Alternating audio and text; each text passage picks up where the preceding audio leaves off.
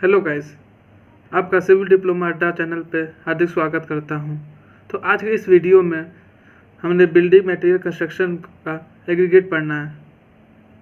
तो इससे पहले आपने हमारा प्रीवियस वीडियो सीमेंट और कंक्रीट का नहीं देखा है तो जाके देख लें।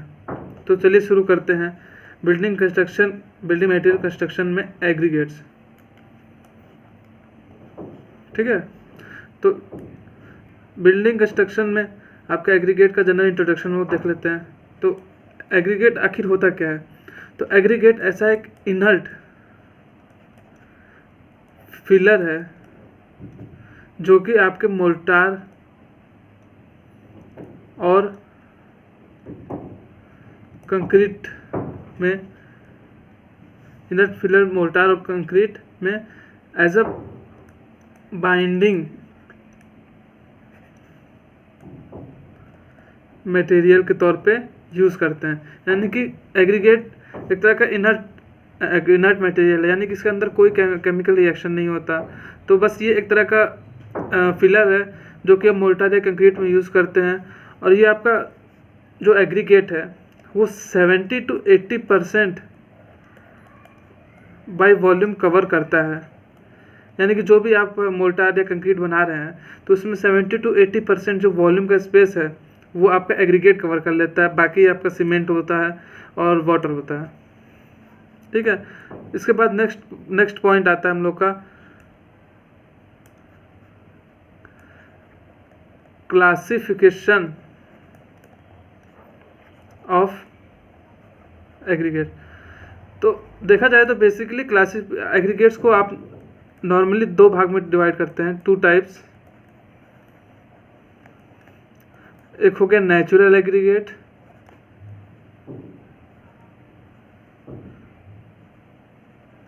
जो कि प्रकृति में कहीं मिल जाता है, और एक होता है artificial.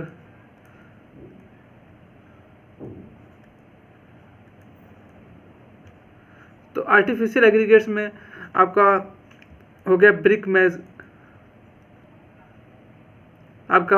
Blast, furnace lag and synthetic aggregates.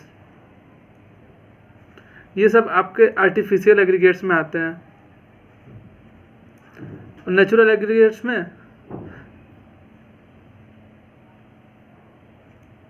आपके क्रश्ड स्टोन,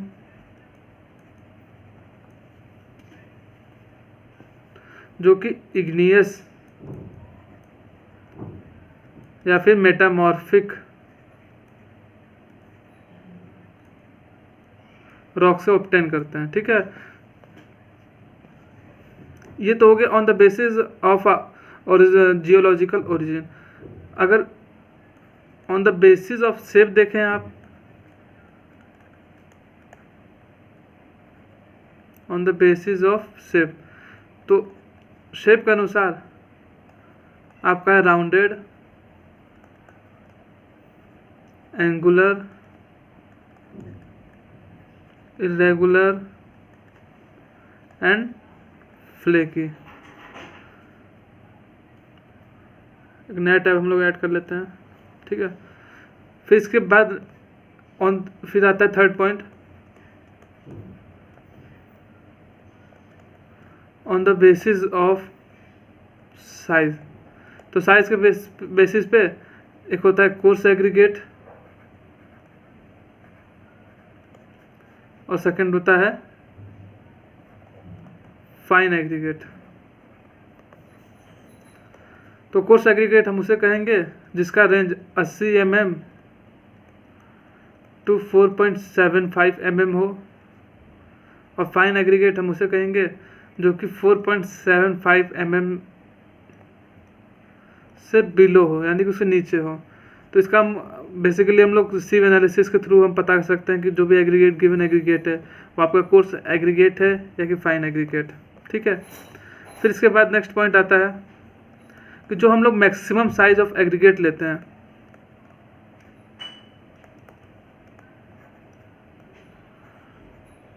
किसी भी स्ट्रक्चर में जब हम एग्रीगेट यूज़ करने जाते हैं तो उसका जो मैक्सिमम साइज होना चाहिए वो होना चाहिए 1/4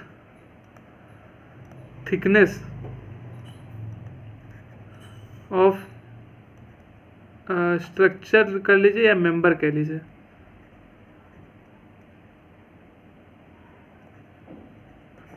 यानी कि 1/4 का थिकनेस होना चाहिए ताकि प्रॉपर बाइंडिंग बन सके सीमेंट और एग्रीगेट के बीच में। नहीं तो अगर एग्रीगेट आपका मेंबर से ज़्यादा बड़ा रहेगा तो प्रॉपर बाइंडिंग नहीं बन पाएगी और एग्रीगेट आपका स्ट्रक्चर से बाहर दिखने लगेगा। और एग्रीगेट जो है वो आपके IS कोड 456 2000 क्लॉज के अंदर ही आता है। ठीक है, एक चीज़ ये याद रख लीजिएगा कि ऑब्जेक्टिव्स वगैरह में कभी कभी पूछ लेता है कि एग्रीगेट आपके कौन से IS कोड में आता है।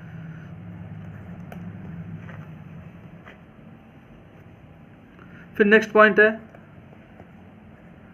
Angular aggregate provide maximum void which is about 40%, यानी कि जो एंगुलर एग्रीगेट होता है आपका मैक्सिमम वॉइड प्रोवाइड कराता है as compare to the round aggregate, as compare to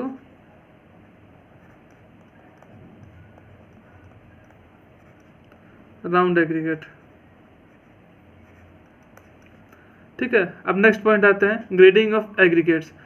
तो ग्रेडिंग ऑफ एग्रीगेट्स होता है बेसिकली एक हम लोग चार्ट के थ्रू रिप्रेजेंट करते हैं। नीचे आपका पार्टिकल साइज होता है और यहाँ पे होता है आपका परसेंटेज फाइनल। तो जो वेल ग्रेडेड एग्रीगेट को हम एक तरह से एस के फॉर्म में शो करते हैं, ये होता है वेल ग्रेडेड। और जो आपका यूनिफॉर्मली ग्रेडेड एग्रीगेट होता है कुछ इस फॉर्म में शो करते हैं।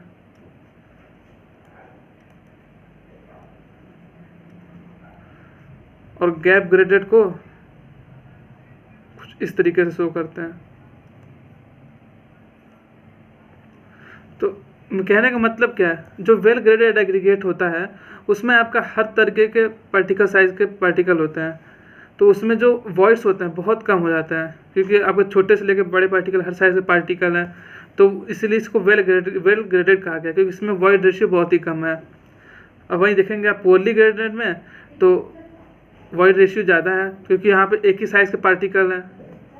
और गैप ग्रेडेड में और भी ज़्यादा है। गैप ग्रेडेड में है कि एक फिक्स साइज़ का है कि एक बड़ा है तो एक बहुत छोटा है, इसके बीच के में कोई ऐसा साइज़ का एग्रीगेट नहीं है, तो ये एक तरह से गैप ग्रेडेड एग्रीगेट हो गया। तो कंस्ट्रक्शन पर्पज़ से आप देखेंगे तो वेल ग्रेडेड एग्रीगेट अच्छा माना जाएगा क्योंकि ये अच्छी बॉन्डिंग आपको देगा।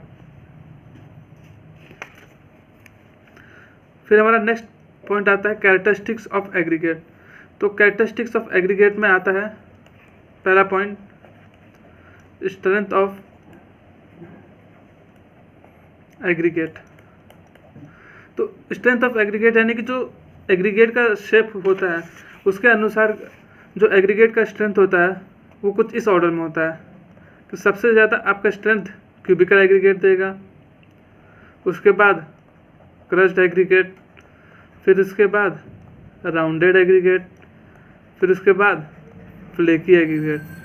तो ये सीरीज़ है दोस्तों, इस सीरीज़ के अनुसार जो एग्रीगेट का स्ट्रेंथ है इसमें रिप्रेजेंट किया गया है। फिर सेकंड पॉइंट आपका आता है बल्क डेंसिटी।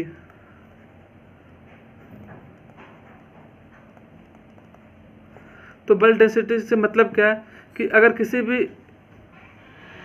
कंटेनर में जब हम प्रॉपरली एग्रीगेट को अरेंज करके रखेंगे तो मिनिमम जो वॉइड रेशियो बनता है उसे हम बल्क डेंसिटी कहते हैं। यानी कि lower is the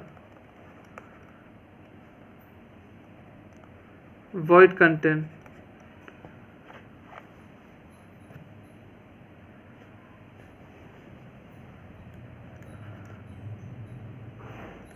by packing densely. ठीक है, अब थर्ड जो पॉइंट है आपका स्पेसिफिक ग्रेविटी। तो जो एग्रीगेट होते हैं वो आपका स्पेसिफिक ग्रेविटी 2.6 to 2.7 के बीच में लाई करता है।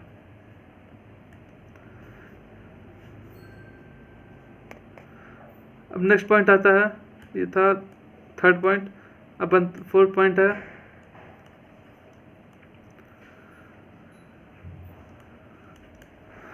वर्केबिलिटी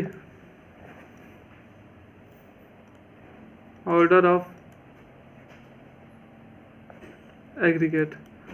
तो जो एग्रीगेट का आपका साइज और शेप होता है उसके अनुसार जो आपका राउंडेड एग्रीगेट होता है वो आपका मोस्ट वर्केबल यानी ज़्यादा वर्केबल माना जाएगा एज कंपेयर टू क्यूबिकल। फिर इसके बाद क्रश्ड, फिर इसके बाद फ्लेकी, यानी कि जो फ्लेकी एग्रीगेट है वो कम वर्केबल है in comparison to rounded aggregate. ठीक है। इसके बाद एक पॉइंट है आपका बल्किंग ऑफ सैंड। तो बल्किंग ऑफ सैंड क्या होता है कि जो जब आप सैंड में अलग से पानी ऐड करते हैं तो आपने देखा होगा कि सैंड जो है उसका वॉल्यूम इंक्रीज कर जाता है। तो वो जो चेंज इंक्रीज इन वॉल्यूम होता है